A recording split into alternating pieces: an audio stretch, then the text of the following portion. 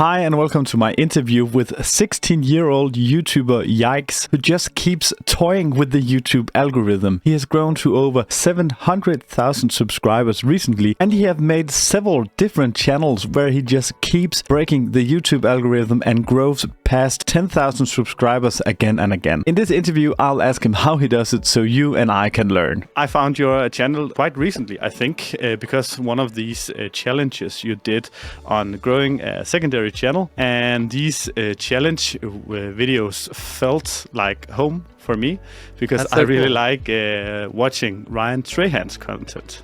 Oh yeah. And then it started to feel maybe more and more very much like home in the way that you are speaking. The tone was very similar to Ryan, and I noticed that you also made videos about him. So my first question to you for today is something that I've been talking about with some of my other YouTube interested friends. Are you Ryan Trahan? Yeah, I actually am. Yeah. Okay. So there's like this thing that not many people know about, is that like we're the exact same person, and like. Oh, okay. So I don't know if you noticed. I don't think anyone's ever seen us in like the same place at 2 times. So no, yeah. I am Ryan Trahan. That's my answer to that question. Yeah. Oh, that's a great answer, because I was actually expecting you to say no, because I would have asked you if you were Ryan's little brother or something. No, yeah, I'm just him. Okay, yeah, that makes it all easier. That's why you are doing Faceless videos. Yeah, just to not expose myself. Yeah. Okay. I also see some inspiration in your content to the channel called Jack Sucks at Life. I don't know if you know it. Yeah, but, I do. Yeah, my question is, like, who do you look up to? I'm also Jack. Okay, no, but We're but like quite. Person. Yeah, honestly, who do you like look up to when you're when we talk about creating content on YouTube?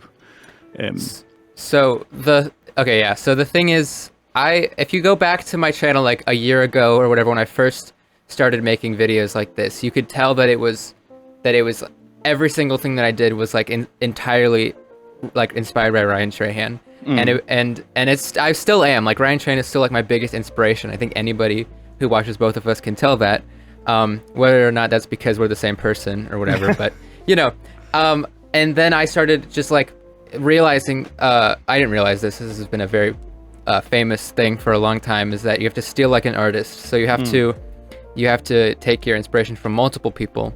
And so yeah, all these people that you've mentioned, I've taken inspiration from. Jack Sucks at Life with his YouTube experiments, Ryan Trahan with his personality and storytelling.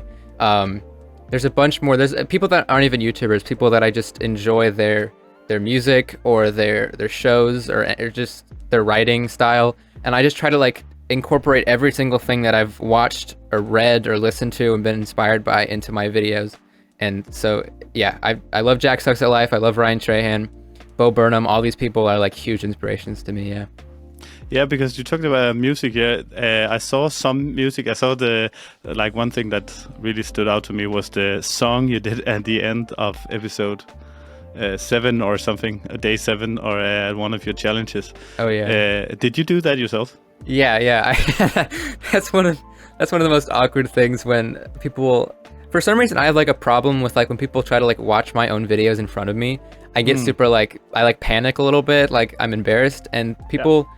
Like, my real life friends love to play that song and like torture me with it, basically. Yeah, it's pretty cringy, but yeah, I wrote it all by myself, and I was actually pretty fun. I enjoyed making the song, but you shouldn't be embarrassed by that song, because I think it's better than even 90% of those who actually are up to those talent programs. You know, there's so much cringe out there in these the talent shows already. True. So you're faceless in your videos, and you are also now here with me. But somehow you managed to still have more charisma than many face cam YouTubers out there. And I know there's a million reasons to be faceless. It could be age, personal or security reasons, or trying to stand out, or doing something different, or maybe you're just closely related to a big YouTuber. But can you let us into why you chose specifically to be faceless, and maybe more specifically in this interesting neck down way? What was your thinking? Yeah, I can get into that. Yeah, that's actually, first of all, I'm flattered that you say I have a lot of charisma. I'm very flattered by that. That's been something that I've been working on for a while. Well, I guess not. I don't know. Not working on, but anyway. So the reason that I am faceless, and basically I'll go all the way back to the beginning. When I started on YouTube, I was making like short meme videos that weren't connected to me at all. They didn't have my voice, my personality, my face, anything. And once and they started getting views, and I quickly wanted to just stop doing those because they weren't fun to make, and I didn't like making videos that didn't feel like they were my videos, and I was just making them purely for profit and views, and I didn't like it. So I started switching, and it was always, I'm only 16, so it was always a thing where my parents, for privacy reasons and safety reasons, they didn't want me to do a face reveal, and that made sense, and it makes sense. And so when I stopped doing memes, I started doing like gaming videos or Minecraft videos, because that's a niche that's really easy to be faceless in. Because you don't have to have like a face cam to do gaming videos. Yeah, and one of the biggest faceless YouTubers of all exactly, time. Exactly. Yeah, so it just made sense, and a couple of those that did well. I think 2 of them got like a couple 100,000, but it just was never really my thing. Still, I'm not very good at any games. I don't enjoy a lot of games. So it wasn't really my thing. So eventually I started just kind of like, after like the whole Ryan Trahan thing with the Penny series, and there's so many channels that just made me want to do like challenges in real life and stuff like that, but it was just really hard to do that without my face. So I just kind of naturally started filming in real life, but just from the neck down.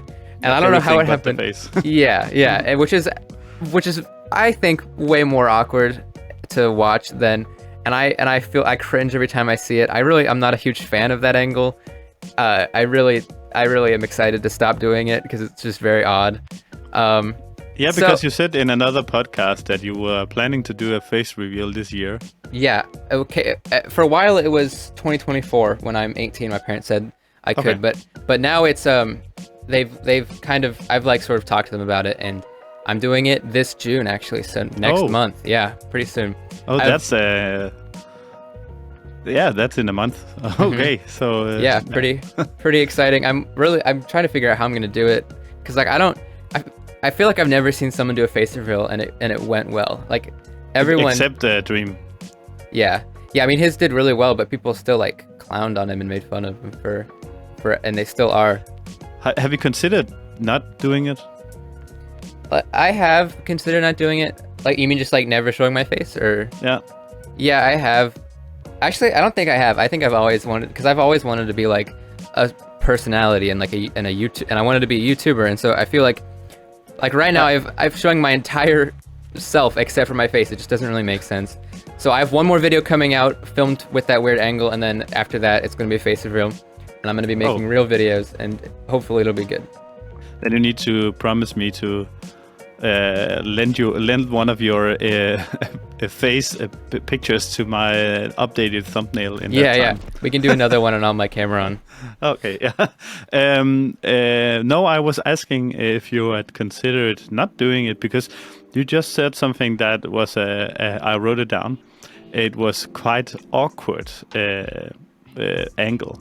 Yeah. But some of Ryan's success, I think, is the awkwardness likability he has. Yeah. And I, to be honest, I might think that I wouldn't have found your channel as interesting. And not that I don't know how you look, but if it wasn't because of this awkward I can't put a word to it. It's like you're anonymous, but it's just still awkward, and it's like a real person that's anonymous. I got what you're saying. Yeah, because when you don't show your face, and it's something I think is so interesting, is you can put everyone's face on it. Yeah. So something that I'm struggling with, and it's just like I've seen from time to time again. This is not my biggest YouTube channel. I have something about tech, and I can see it's completely clear to me when I put in the first minute or so the products. Because they are the hero shot of my video, put in the products, and then I get into the video. And I tried doing this on this channel as well. When I put content, maybe with text on it, but content showing and not telling, showing in the first minute or so, it just performs better. And there's something to be said about there is a percentage of people, no matter how good you look or who you are, that will just click away because you look in a certain way that you might not feel connected to. And I've seen that these Faceless channels, we see them all the time right now on YouTube, blowing up these, people call them essay channels, blowing up without any face to them, because you can put any face to. Yeah, so what I'm saying is that maybe being faceless has actually helped you. Have you thought about that? I actually haven't really thought about that. That's actually interesting. I haven't thought about it helping me in any way. I always sort of felt like it was like a boundary that was like keeping me from things. But that's interesting. I do think it keeps my videos more unique in like a weird way. Yeah, it is. Which is not a bad thing, but I still think that I want to do the face reveal because I just want to put myself more in the videos and at the forefront than. Yeah, that's the same thing Dream was saying, right? He wants to be a part of the brand personally, not just his logo, right? He wants to be in the video so he can meet people in person, like so you could do podcasts or something. Oh yeah, like that. That's another thing. I'm excited to meet people and do stuff like that. Like I'll be at Vid Summit this year, which is going to be exciting because I wouldn't be able to do that if I was still faceless. That's true. But I was just saying, because going back to it, like if you take some finishing thoughts about it, I've been working in creative space and marketing for like 15 years now. I'm a bit older than you are, and creativity usually sparks in like confinement, or when you put crutches to it, like you only have this and this and this space to work with. Then do your best. Yeah, because definitely if you have infinite space to work with, then sometimes the creativity just lacks from it. No, yeah, I definitely agree with that. Yeah. Yeah. So we actually see it a bit in Mr. Beast's video. Not that he is not creative, but his videos is more and more just throw money at stuff because he has a quote unquote infinite money to throw on it. Whereas all of his first videos that I resonated more with was more creative because he had constraints. Yeah. I heard a lot of like criticism about his. I don't know if it was his newest one, but like the $1 million plane seat or whatever. Yeah. Or it's just an overly like glorified money thumbnail and title, and it was just kind of weird for people. Like they felt like he was just like playing into the persona of like a super rich guy instead of what a lot of people like about him, which is his creativity and stuff like that. Giving all away.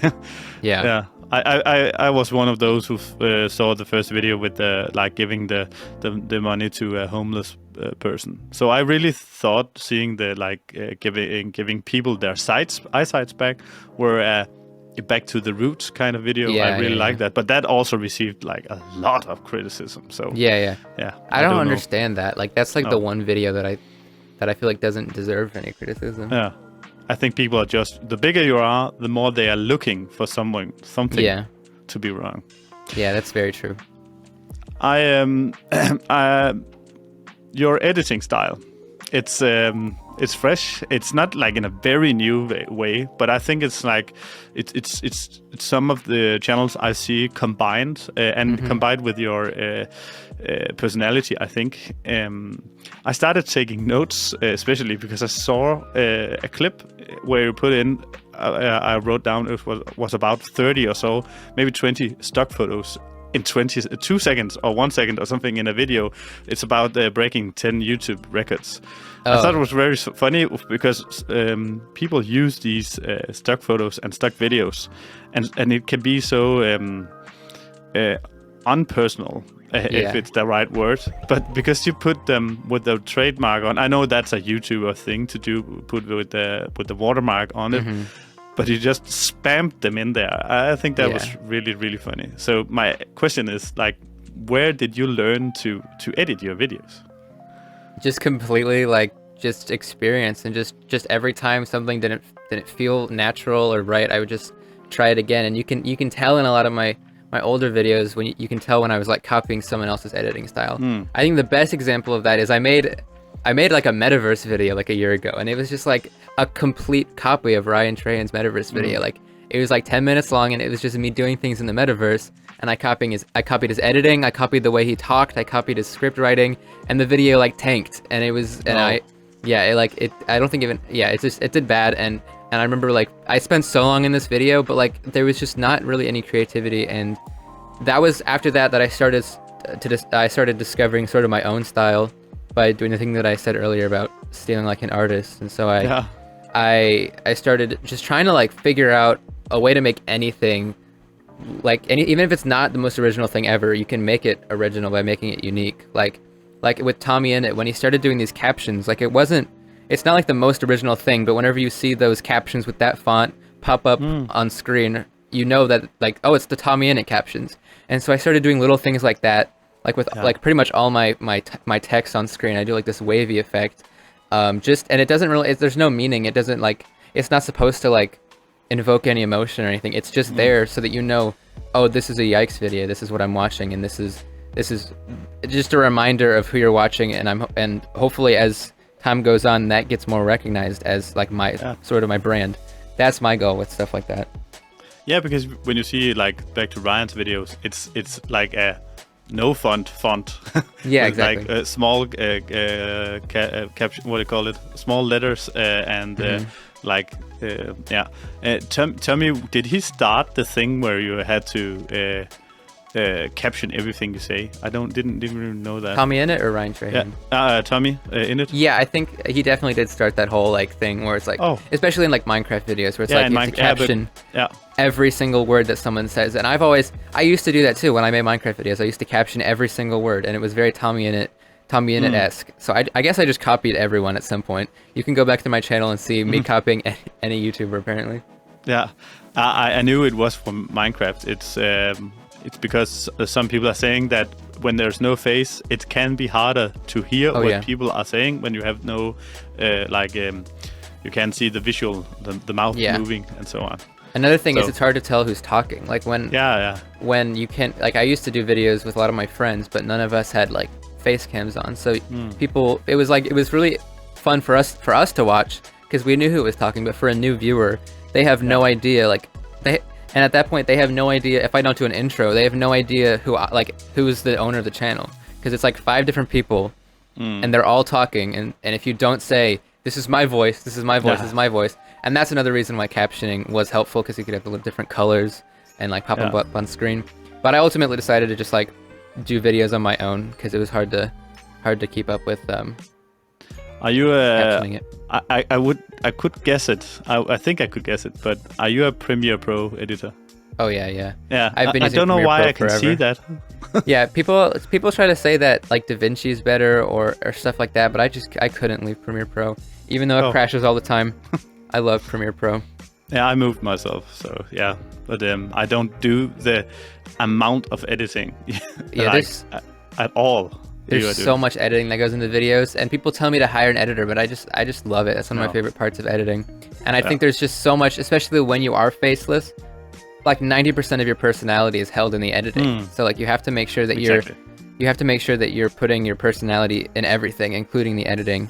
So that's why when people use like ChatGPT to write video scripts, or when they hire someone to edit, there's nothing wrong with that. But I just feel like you get so much more personality when it is you writing the scripts, and when it is you when it is your voice, or when it is your editing, but it just takes so much time. Especially when you are, I'd like to call you a personality YouTuber. Because that's my goal. How long does it take to, I know it's different, but how long does it take? Because I've seen sometimes you make more videos for several channels. So how long does it take, like in average, to edit a video? A long time, yeah. I'm starting this sort of new format. I took a long break for a while, but I came back with the copy pasta video, and my last two videos have been 15 minutes long, and they've done better than any videos that I've posted.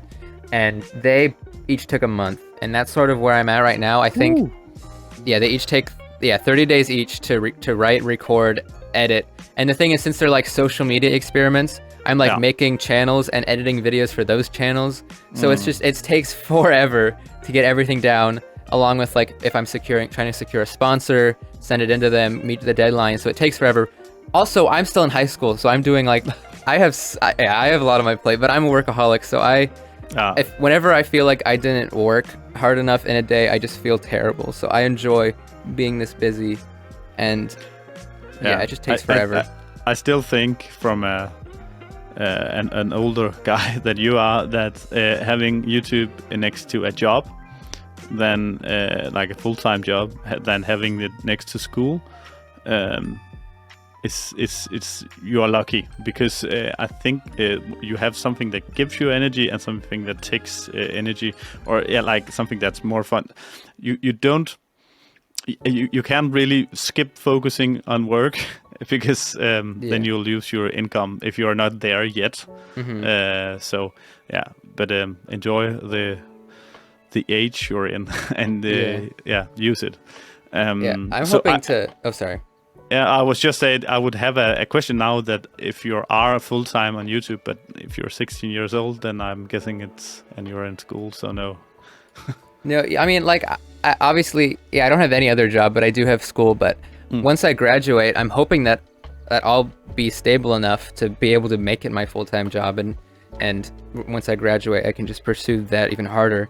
I'm hoping to, since I feel like what I'm doing right now is good, where I'm posting like one really good video, in my opinion, every month that's like 15 minutes long, and it does well. That's good, but I feel like it's not sustainable for income, and also it's not sustainable for like my community who wants more content. So I'm hoping that pretty soon, once I face reveal, I want to start a second channel and start streaming more, and get into more of the streaming world, and then do like videos from that, and I would hire someone to edit those videos, so that I could keep my main channel still with the same personality that it's always had, but I would have more time. Well, I wouldn't have any more time, but I would have more content coming out on the second channel. Yeah. Because I would still be doing everything on the main channel myself, ideally. Yeah. But the meta right now on YouTube also seems like high effort videos. So whereas from the Casey Neistat period, it was like volume. Now it's more of a quality game of content. Yeah. Which is also maybe one of the big proponents of your growth, maybe. Yeah, I mean, if each video starts getting like 5 million views each, I won't have to do that. But yeah, I think. Did you watch Mac's new video, Eric's editor? Yeah, no, I didn't watch it fully, because I have I won't say that I don't like Eric, but they are not made for me. I feel older when I watch those. No, yeah, I get that. They're a little bit intense, especially with Mac's editing. It's like so in your face with his editing, which is impressive, but sometimes it can just feel a little bit much. The video is great though. It was really good. I had my doubts about it because it was such an overdone concept with the ChatGPT controls my life. But he did great with it though. And I noticed I brought this up because I noticed in the video, it came out like a couple days ago, and in the video someone told him Happy New Year, and I thought that was interesting because that means that he's been recording this video for like, he's been working on this video for like 5 straight months, which is crazy. So yeah, but that's it. But it sits at over 1 million now, maybe 2, right? Yeah, it did really well after Eric mentioned it in his video. Oh, he mentioned it. Okay. Yeah. Because, I was thinking that if his face from Eric's videos really could carry so much built-in CTR, but that's also a thing. Like, that's the pro thing for the face reveal thing, because when at some point you can brand your face so much, so that that in itself can drive the click. Yeah, that would be crazy. I hadn't even thought about that yet. I don't think that it's that you have to be so big of a YouTuber to get to that point. Actually, yeah. So a lot of the YouTubers I follow is mainly in the camera and tech niche because that's my main interests, and many of those lean heavily into their current audience. They could learn a bit or two, like of talking to someone that they don't know them, but they click. I would say many of those click on the videos because of their face, and we're talking about your channel size. So yeah, that makes sense. Yeah. So when we talk about growth on YouTube, normally you say stick to a niche and become the niche expert. I feel like you're like doing at the opposite of this general advice. That's just something that I've been thinking about for a while. Because people always told me I was in like a very niche, like this meme community, and it was really weird. A lot of the people in there are very toxic, and it was a very weird niche, and I just didn't like being in it. And it's not that it's a bad thing, it just wasn't my thing. And so when I wanted to start making like videos that aren't memes, like the number one advice for switching is to find a niche and just stick to it as much as possible and then grow after that. But that just never made sense to me. I don't know if I'm just dumb or something, but I never wanted to niche down. I have no idea what my niche would be, to be honest, because there's like, I don't have like hobbies that aren't like YouTube. So I don't know what my niche would. I don't know what my niche would be. I don't like cars. I don't like games. So I eventually just started. I tried niches. I tried like Minecraft and stuff, but it also wasn't my thing. So I couldn't find a niche that like worked, and it just didn't make sense in my head to like, if I knew that I was going to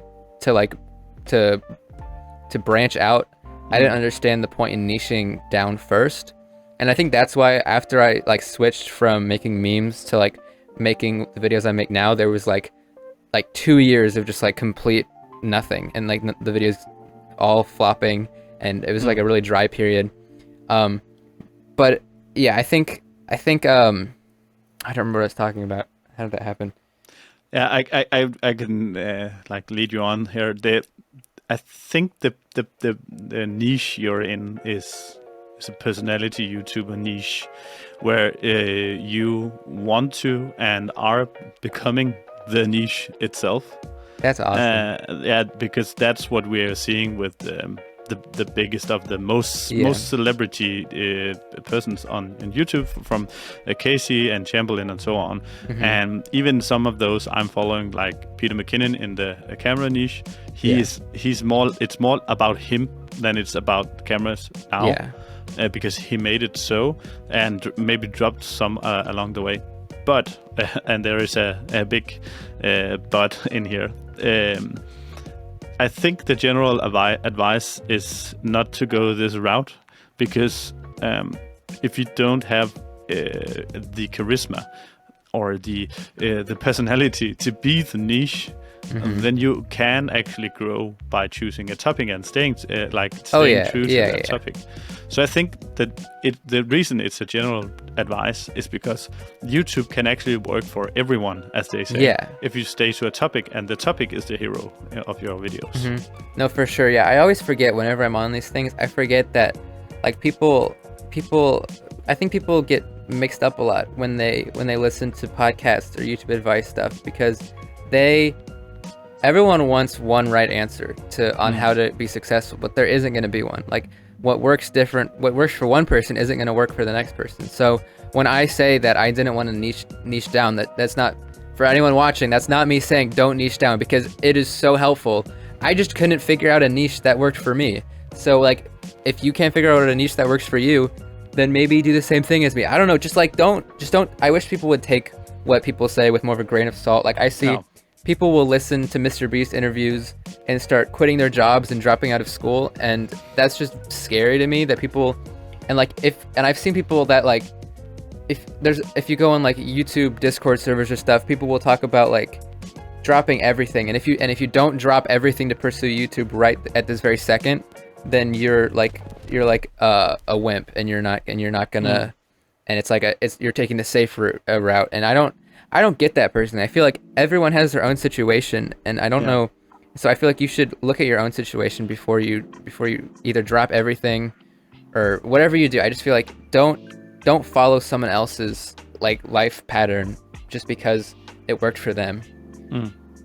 It's like when people talk about YouTube, they don't realize that it's more about it's not just about the videos. It's also about the person, and you can't just emulate a person. Even though there is a lot of people just copy and pasting like their personality from others. That's I think that's kind of scary. Yeah. But from this, do you then have a strategy of how you choose the topics you want to make videos about, like the next 4 videos? Do you know that in advance? Do you know, like, how do you get to those videos when you don't have a so-called niche? It's definitely a lot more difficult, because when you have a niche, what you can do is you can see you can kind of look at what's trending, and then sort of like put that, like, see how you can do that in your niche. And with whatever niche you would consider me in, like, I just kind of, I only have the next 2 videos planned, and it's a video that's similar to my last 2 videos, and then a face reveal, and then I have no plans. So I should probably figure that out. But I just sort of, a lot of times what will happen is I'll have an idea for a video, and that'll be the single most important thing to me, and I won't think about anything else except this one video until it's finished. And then it is not always a great thing, because I'll get blindsided by the idea, and then it'll like tank and do terrible because it's like nobody else is as interested in it as I am. But sorry, I was rambling. I don't even remember what I was talking about. I think it's actually quite a cool strategy to think about, because sometimes I have a list of 20 videos I want to make.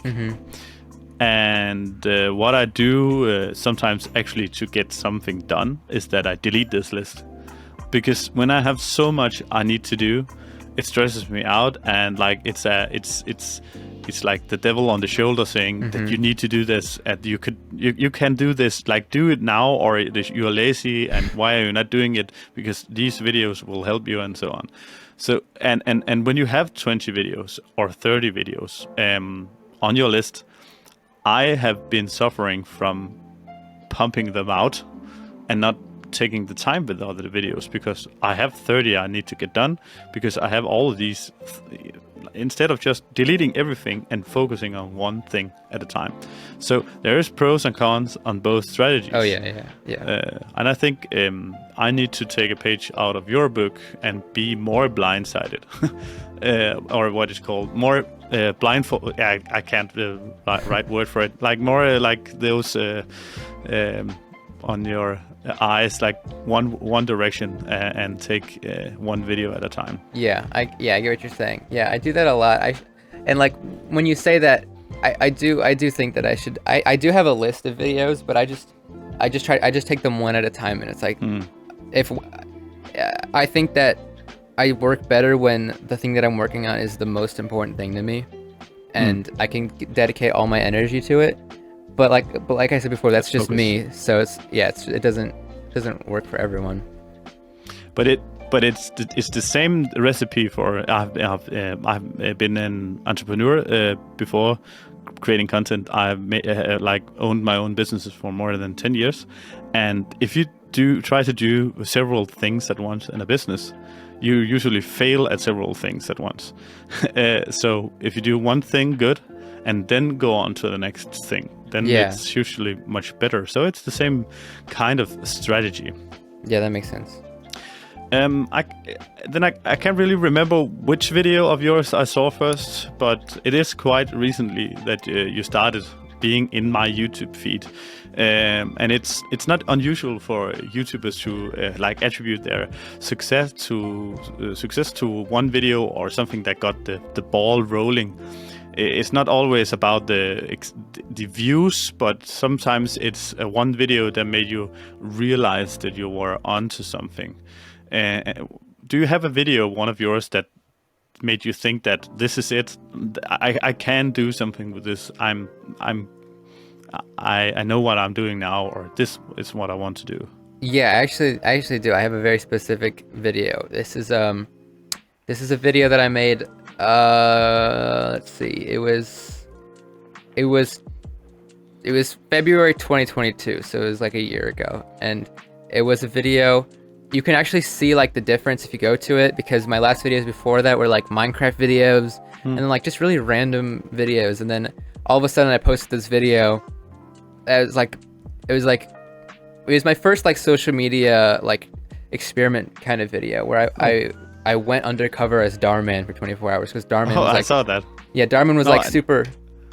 Maybe I saw that, or maybe I saw one where you mark him. I don't really know. Maybe I did. Yeah, I did these videos for a while where I would like start a new channel, and then I would like try to like copy other YouTubers like videos and try it out myself and see how it would go. And that was the first one that I did that, and that was also the first time that I tried any sort of like story arc or any sort of like script writing, like voiceover, anything like that. And it like it didn't do great, but it was like a 3 out of 10 or something, and it had higher average view duration than any videos I've posted before. People were liking it more than anything, and it was the most happy I had been with a video ever. And now I look back at it, and it's not like the greatest video ever. It's pretty bad actually, but that's a good thing that you can look back and see that you're and cringe at your old videos, because that means you're improving. But anyway, this video, you can like see on my channel, it's like it looks like a mess, and then I feel like after this video it's where things kind of started to click, and I started, because I went through like a period of like not learning anything and just making videos that were bad, and not really many people were watching them, and they weren't really working. And then after this video, I feel like I started to learn like so much more throughout the process, and it just like it went from like a straight lines down a little, like curving down a little bit, to like I just started learning things and getting better, and I just improved like way more in that, like after that video. And so I think that video, I attribute a lot of like what my videos are now to that video, because that was like the first video that I tried anything like this. That's cool. So and that's also cool that it's not because it blew up in views, but it made you feel better.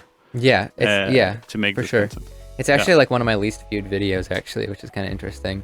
It like, as of like my standards now, like a lot of the other videos like have kind of grown exponentially, but this one is just like my least viewed video. I don't know why. And like something that we always say in when you talk to someone that's further along is like, what would you like to go, if you could go back to like 1 year ago, it's maybe, or 1.5 years ago, to this video, like before, what would you tell yourself like that you know now, that you didn't know back then?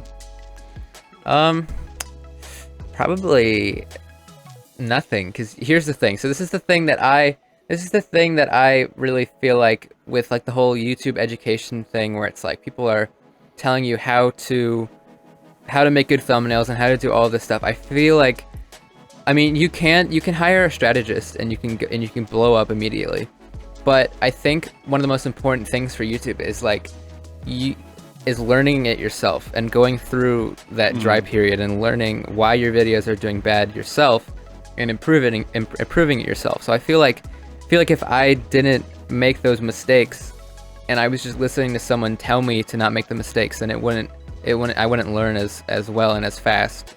Because maybe it's also just my personality. Maybe I just have a problem with listening to people, but I tend to learn a lot better when I'm making the mistakes myself. And that's yeah. You're probably very good in school then. Yeah, I don't know about that one, but okay. Yeah, that's I've never been like really good at learning by listening either. But I think that like listening to advice, and the reason like this content about YouTube education is growing is like every time you watch one of these videos, and I am a huge like I have this problem myself. Like now I want to be like improve my YouTube channel. Instead of actually working on the channel. Yeah. You just watch some content and then you feel like, okay, I've improved now, but you haven't actually improved anything. That's exactly what I've been saying that for a while. I just feel like people, especially like newer and younger creators that are coming to YouTube, are like they spend all of their time like learning about YouTube and just like consuming the same advice just said over and over again by different people, and they just watch the same Mr. Beast interviews, and they listen to the same and like I think it's fine to listen to like YouTube education things, but I feel like it's at a certain point it's like entertainment. Like a lot of times I'll listen to like Colin and Samir. I love Colin and Samir. They're really great. But I feel like you can only learn so much from listening to someone talk about YouTube, and at a certain point you just have to go out there, because there's so many like problems that you have on YouTube that are so specific that you can't find the answer online. Like I've been getting into doing brand deals and sponsorships lately, and there's just like literally nowhere to find advice about how to do those. You just have to learn and do it on your own, because I feel like for as far as a lot of YouTube advice goes, I think YouTube advice can be very helpful when you're watching someone go through the process. Like that's one of the reasons why I did the series that you're talking about, the 7-day one, because I feel like it's helpful when you're trying to get a channel to blow up to watch someone actually do it instead of talking about it and how to do it. And so I think Film Booth does a lot of stuff like that too. I was just about to say that you've probably seen that video that blew his channel up. If I don't doubt it's right, because it looks legit, but that video is the best, I think, in like YouTube education, because he is actually doing it.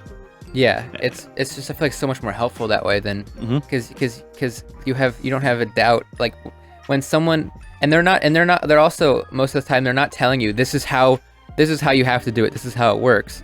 They're saying this is how I did it, and then you can kind of, if you think about it, you can kind of like take like what they like, you can take the formula they use, but like change it to be your own thing, so you don't have to make the exact same videos. Because I've actually seen so many people, this kind of sounds crazy, but people make channels with the little mushroom profile picture and like make Ryan Strahan Lego animations, trying to get it to blow up, and it just doesn't. They just kind of miss the whole point, which is that it's the formula that I use, not the exact videos that I made on that channel. Yeah, I don't know what to say. It's something that's going on a lot right now, especially in those the essay channels in finance space, like how to make money. I see the same thumbnails cycling around on different channels all the time. Yeah, it's like the placebo effect. You feel like you've learned something from watching these videos because they feel educational, even if they're not teaching you any valuable information. So for you, your channel right now has just passed 700,000 subscribers, and the future, if you follow along the graph, it seems like it's bright, it's going up. And as far as I can say, in public videos on your channel, you have been uploading for about 3 years or so.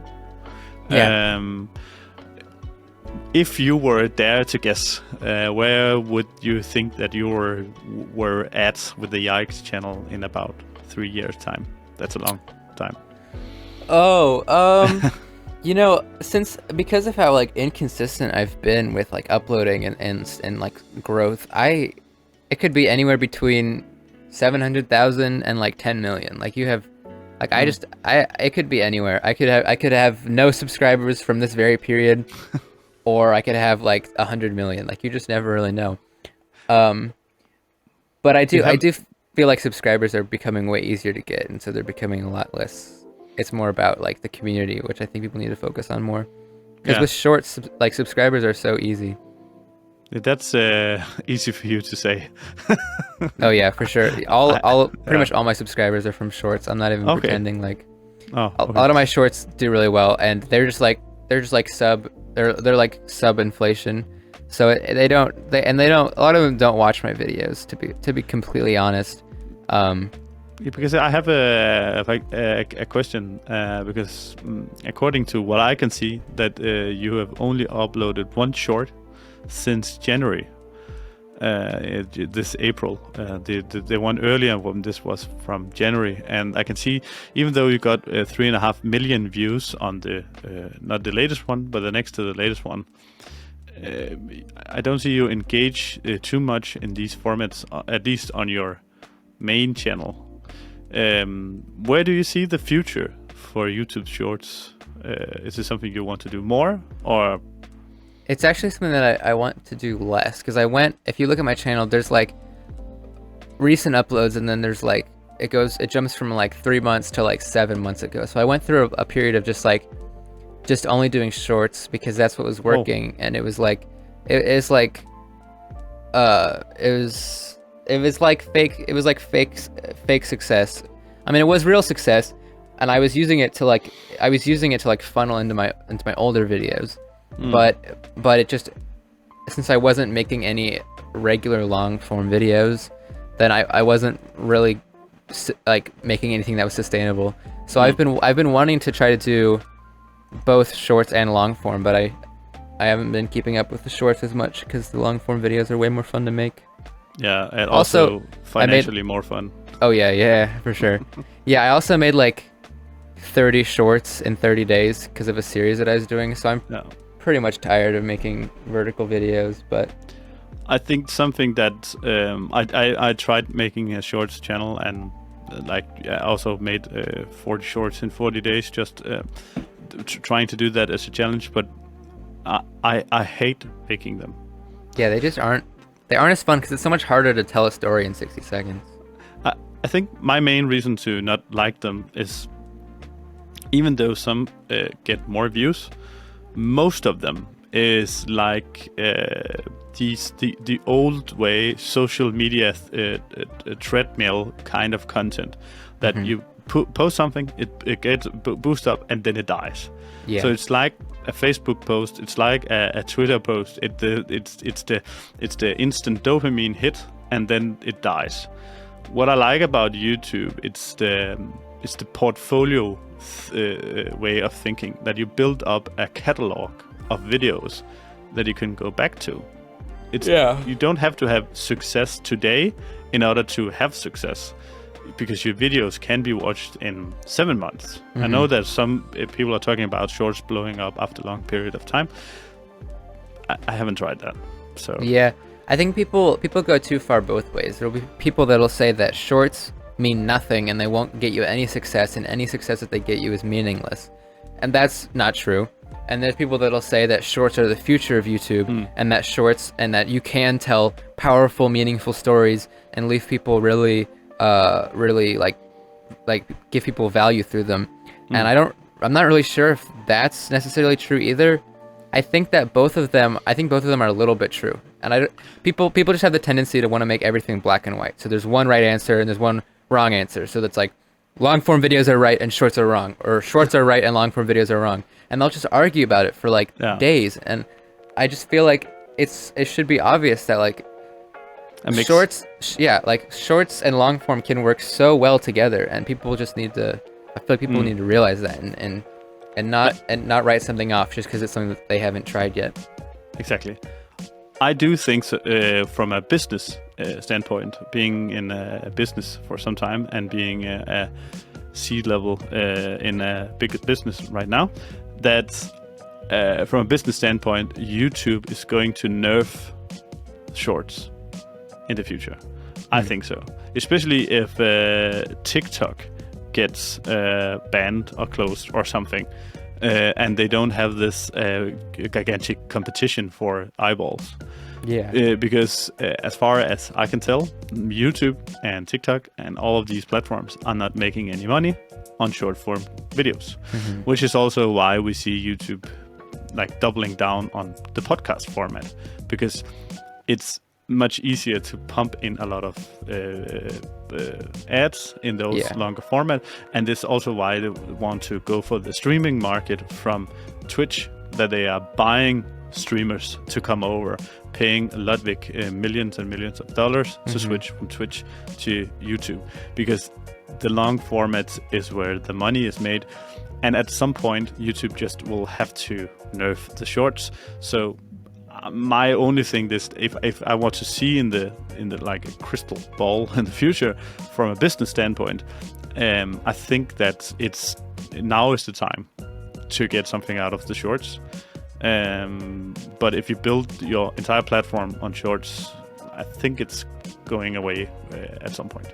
Yeah, I definitely agree that people, like, I don't think you should only do shorts. I think you should do shorts either just as much as you do regular videos or less. I think since we are on YouTube, which is like the platform, like the only platform besides, yeah, it's like the only platform that you can make.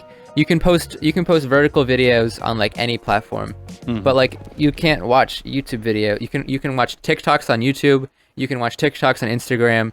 But you can't watch YouTube videos on TikTok, and you can't watch YouTube videos on Instagram. So I feel like I feel like obviously YouTube videos should be your main thing on YouTube. I mean, everyone has their different goals, but if you're trying to like make it sustainable and run a business, you should make sure that you have long form at the forefront of your priorities.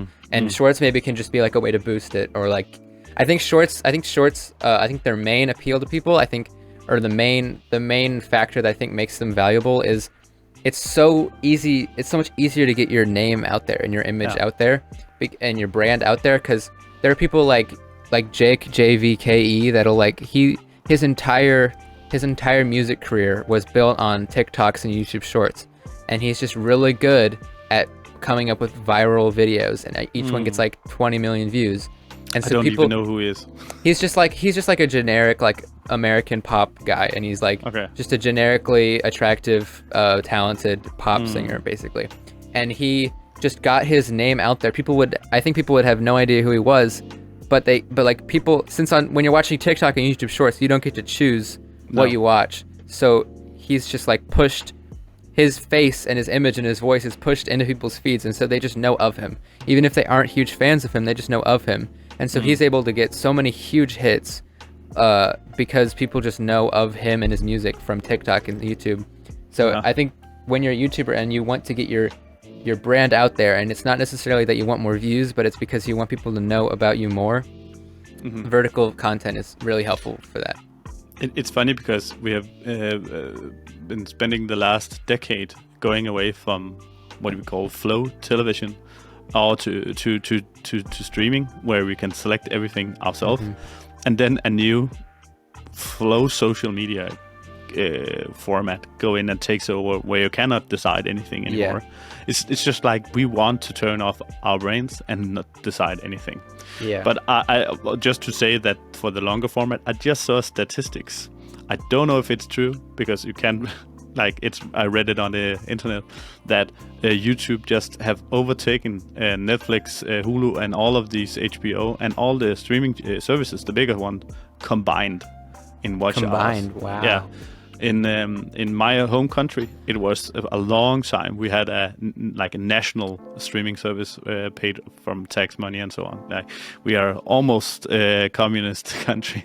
But this year, YouTube took a leap ahead in Denmark. We've been far behind adopting to YouTube, because the Danish content is mostly kids, but that's the adults don't want to watch screaming kids doing challenges. But let's just talk quickly about the YouTube and the algorithm for a bit, because it feels like you study the algorithm because you try to break it sometimes.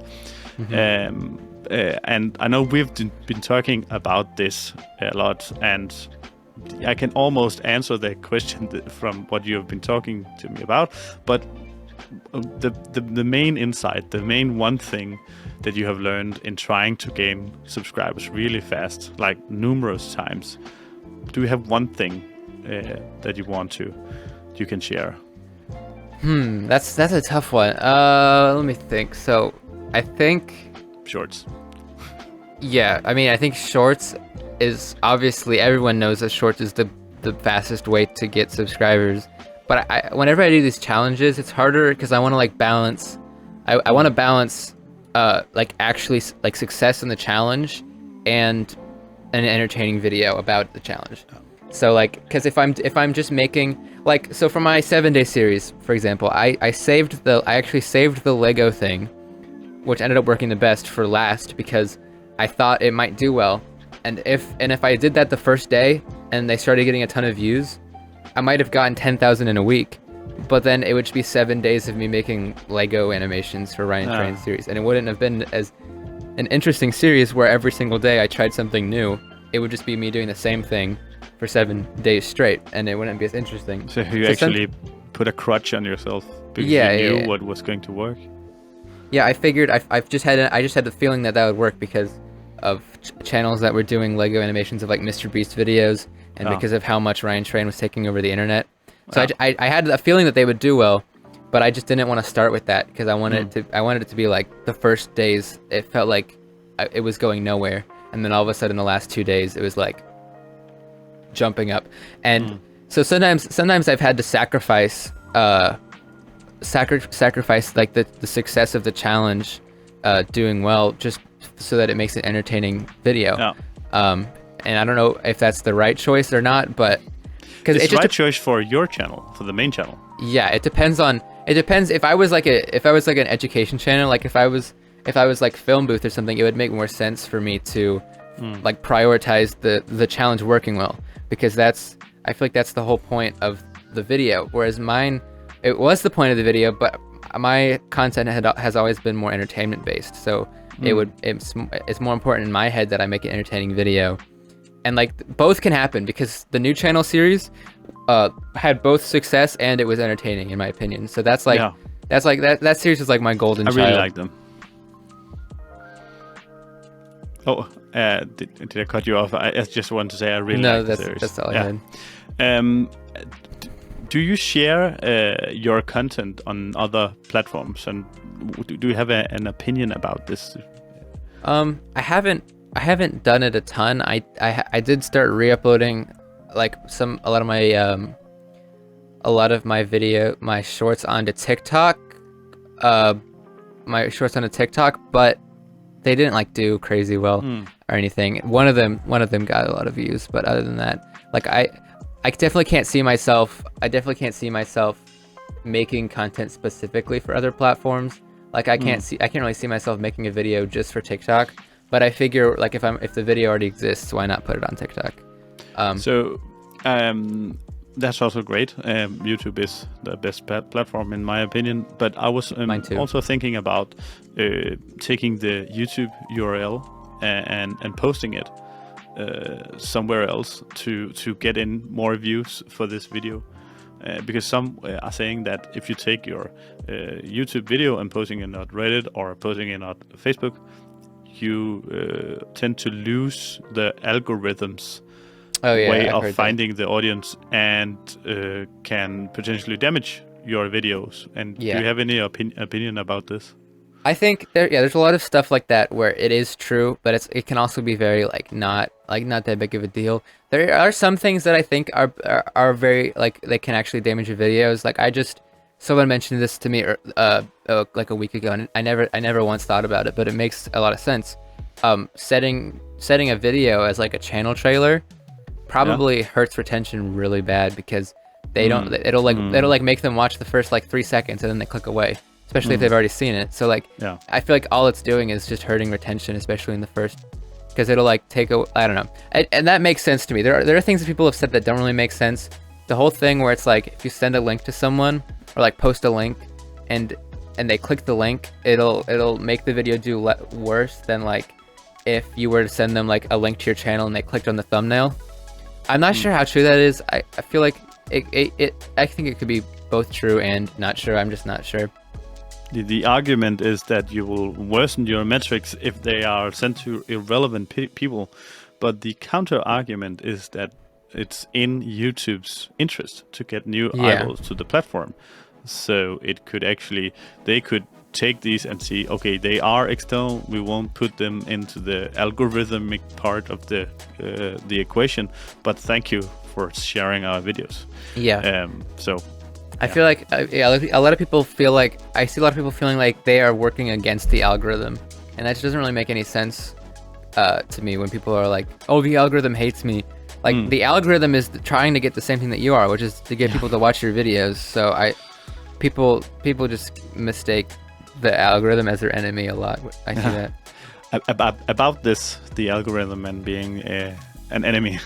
I just today or yesterday hit or unlisted 85 videos on my YouTube channel. Wow. Some of them had actually a lot of views compared to my smaller channel size. I did this because they were about a completely other topic. And I felt like the people who were coming into these videos would not want to see any of the new videos I post at all. Have you done anything similar to this, or what are your thoughts about like staying relevant to the same people, or like it's a big bet, I know. I just like unlisted 80%, 90% of all my views. Yeah, that's actually funny that you say that, because I did like the exact same thing recently. Oh. I have about 50 million views that are just completely private and unlisted, because like I said before, I used to make memes, and I just I unlisted all of them because it has absolutely nothing to do with me and what I do now, except that's on the same channel. So yeah, I did the same thing that you did, and I just unlisted all of them. They're in a playlist if people still want to watch them. But it was like hard to do because it was like 50 million views, and it's hard to get rid of that much success. But I just feel like it was important for me, and it also made my channel look way cleaner and not as like cluttered with like random videos. Yeah, because mine was the biggest hit, bringing in like it was 80%, I think, of the daily views on the daily chart. The 48 hours chart was sitting at the top, just pulling in views, and taking this video down hurt me. Like I had to circle around the house a few times, thinking if that was a good idea. But like this was just not the kind of video I wanted to make. Like the worst thing about this is when I go to my channel now, it's just like now I only have all the bad videos left. Yeah. Because they are the ones I want to make. So I have videos with like sub 100 views, because I removed videos with 50,000 views that I didn't want on my channel. Yeah. So yeah, it's definitely so difficult to do that. Like I went back and forth so many times unlisting and relisting, because it's hard to, like, even if you don't like the videos, it's hard to get rid of that many views and that much success. And it has to do with something that I've been thinking about a lot, which is like taking the safe route and just jumping and just like completely switching, because there's a lot of pivoting. That's what I meant. And so there's the way I see it is I used to be part of the meme community, meme channel community, which is a weird thing to say. It's weird that exists, but it does. And there's a lot of people that want to switch and that have successfully switched to content, but it took them a long time to switch, or they're still in the process of switching. So you can pivot like really slowly and really like intricately, and like do stuff like super purposely and like it just super thoughtfully, or you can just do a complete 180 one day and just start making different videos. And that's what I did, and people did not think it was a good idea. There was a lot of meme channels that were saying that I threw away my entire channel, stuff like that. And at the time, it looked like it was true, because the videos were getting like way less, like an insanely less amount of views. It's like my sub count was so inflated. It's like sort of like PewDiePie's channel now, where he has 100 million subscribers, but only gets like 1 million views. I had like 100,000 subscribers, but only got like 1,000 views on each video. And the way I see it is, it's very similar to Ryan Trahan's progression, because he used to make like commentary videos. And running videos. Yeah, and running videos. But he like first blew up from like commentary videos, and it was like a huge. He got to like 2 million subscribers from commentary videos. Videos like Danny Gonzalez and Cody Ko, especially. Didn't he make a penny channel like earlier than those? I think. Yeah, he did like a penny challenge like when he was like in college, and then he dropped out, or I don't know if it was when he was in college, but it was like around that time. And he started doing commentary videos like Cody Ko and Danny Gonzalez, and those got a ton of views. But then one day he just pivoted, and he didn't make it a slow transition. He didn't take his time. He just 180 and just like switched content completely.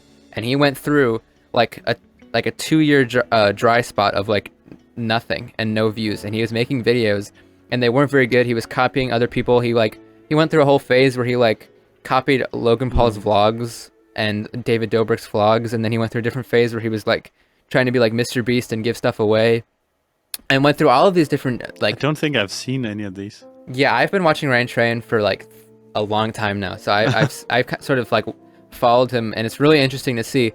And then like 2 years later, after that like drought and like complete dry spot, he is now way bigger than all of the commentary channels that he was competitors with. Yeah. That are instead of like keeping with the commentary videos, because that's what was pulling in the views, and that's what he was safe with. He like switched to what he does now, and it took him a lot longer to get back up to those views that he was getting before. But now he's like way bigger than the commentary videos, and that's sort of what I was trying to like go for with my transition or my pivot, where I was, instead of trying to make like a smart like transition and go from like okay, I'm gonna do like videos, I'm gonna do like what I want to do now, but I'm gonna like mix it with like meme videos, so that I could try to get both audiences that I want, and then like try to take them over. And I tried doing that for a while, but it just wasn't working, and I needed to, for myself, I just needed to like switch 180 and just completely switch. And I had that like two years of like nothing and just complete drought, but then it's been bigger than it ever has been after that. So I think. So I just need to wait 2 years after this switch. Yeah. No, and I also like. He didn't hit or unlist any of these videos, as far as I can tell, on his channel. He kept all of these videos up, so he had to wait for some video to blow up, being bigger than these videos. Yeah. To get in. So I did this mostly because I saw like Ed from Film Booth do it from one of the. He talked about it, and I have 2 YouTube channels that I'm following, like, from a curiosity standpoint, because it's 2 channels that have 50 and 70,000 subscribers, but their videos get between 100 and 300 views, all the latest uploads.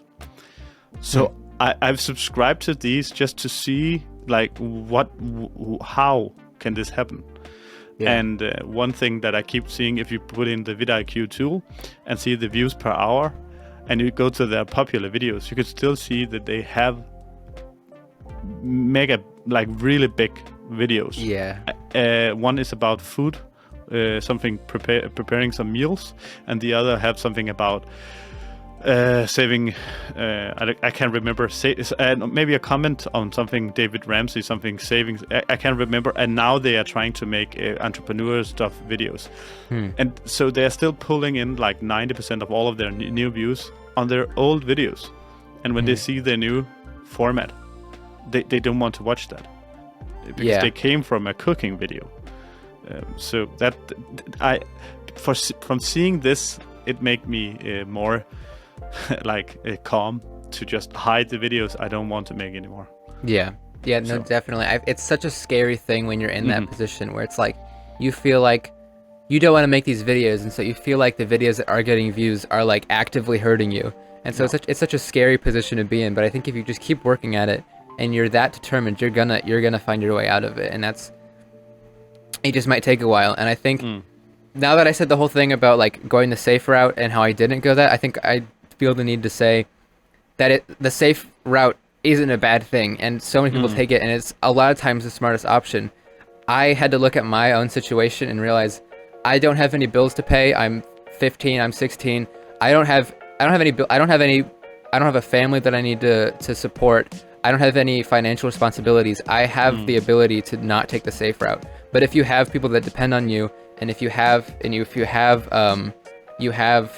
your bills to pay, and you can't always take the safe route. So that's I just want to clarify that that's not me shaming anyone who takes the safe route. I think that's so cool, and it depends on the situation. I've heard a lot of discussion about this, so I just wanted to make it clear that my stance isn't that you need to always jump off a bridge and or jump right into it and never take the safe route. I don't think that's true. My idea from doing this pivot myself was also to make a pivot before the money from the platform meant anything to me, because I have income otherwise. So I just wanted to say, okay, I don't want income from the videos I don't want to make. So away with these. But if we were to end on like the very best thing everyone needed to hear before signing off, then do you have some just encouragement or motivating words to say to maybe new YouTubers or just YouTubers that's struggling to find the audience? Do you have something that you would want to hear if it was you in their shoes? My biggest advice for people who are coming to me for advice, or just want advice on YouTube in general, is to just go for it. Like, just start making videos. I think as we're going on, it's becoming less and less popular somehow to just make videos. And people need to realize that you can only learn so much before you start making videos, and that's when you learn the most, is when you're actually in the process of making it. So just start making videos. Your first video doesn't have to be perfect, because I feel like people spend like months on their first video, and if it doesn't get 1 billion views, they like burn out and they like feel like the algorithm hates them, and they spent so long on this video, how could it not do well? So they just quit. So I think you just need to start making videos, and your first video doesn't have to be perfect, and just be yourself and make what you want to make, because you don't want to be in a situation where you're trapped by videos that you don't want to make. Because exactly. I've been there. So many people have been there. It's not a fun place to be in. So just think it through, but don't think it through too much, is my advice. Don't do anything dumb, but also don't play it too smart, because if you play it too smart, you're gonna trap yourself.